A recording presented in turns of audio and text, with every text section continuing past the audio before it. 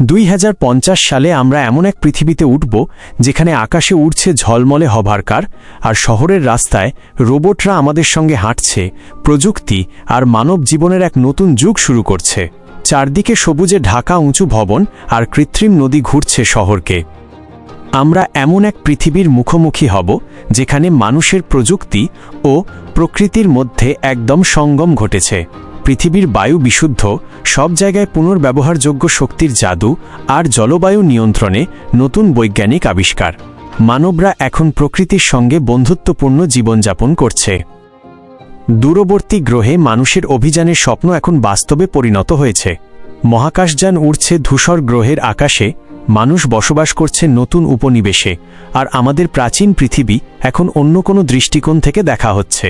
প্রযুক্তির সীমা অতিক্রম করেছে মানব ইতিহাস। এই পরিবর্তনশীল ভবিষ্যৎ আমরা একসাথে তৈরি করতে পারি। আপনি কি দেখতে চান কেমন হবে আমাদের পৃথিবী 2050 সালে?